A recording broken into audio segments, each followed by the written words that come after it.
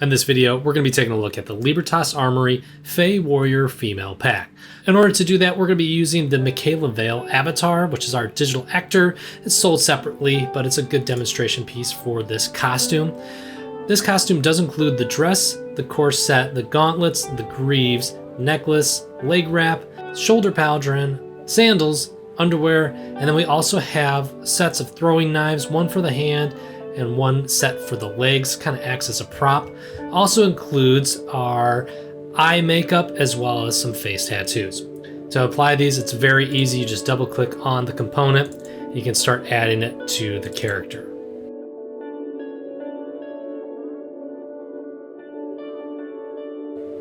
There we go. We can see how the knife applies to the hand in this area and these throwing knives apply to the leg. The dress also includes some soft cloth physics, so you can see that those would apply with your character as they move around. Additionally, this pack does include several material presets. We have the green variation, which is how the costume is applied. We also have the orange variation and the purple variation. Super easy to drag and drop these right onto their component, and you can get some live updates. So you can see how you can quickly get some different looks. You can mix and match if you want to, or you can just use the set as it has been developed. I'm gonna go back to the greens just because I like the way that that looks the best. So on top of that, I've also included a facial tattoo as well as eye makeup to kind of give an even more stylized variation to the character. Those are super easy to apply as well. I'm just gonna zoom in for YouTube purposes. And what that's going to do is activate the appearance editor and apply that face tattoo. And then we're gonna just jump over and add the eye makeup as well. And once we're happy with how that looks, we can go back over to our appearance editor, and then we'll just unclick the active editor. I'm just gonna bake everything down so that it's ready to use. All right, so now that's done, we see our character set up, looking very good. And one of the things you might notice back here, and this just seems to happen a lot with Character Creator for characters, is that especially on the legs, sometimes you'll have components that can clip through. In order to adjust for that, depending on your character type, it's a relatively easy process. There are two ways that you can go about doing it. I'll show you both just so you can see and choose which one works better for you. But for the greaves, I'm going to go into Edit Mesh.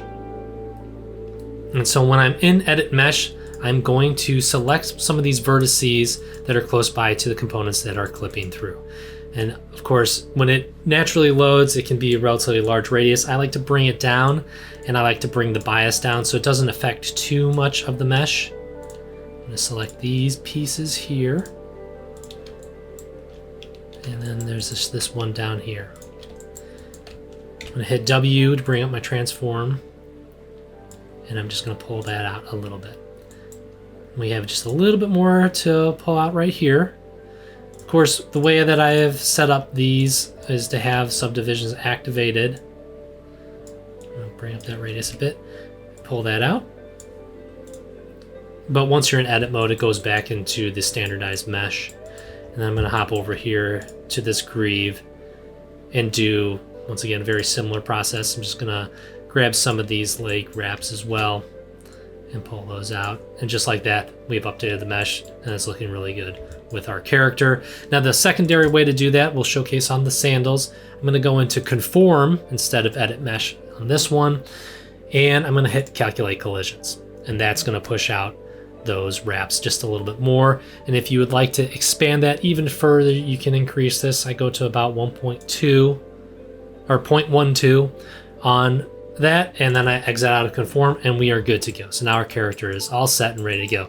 And that's gonna do it for the conforming of those two pieces. It's really just gonna depend on your avatar and adjusting it for that use case. But what I've typically found with my characters that I develop, it's usually the legs where some of these components just need to be slightly adjusted to make it more perfect.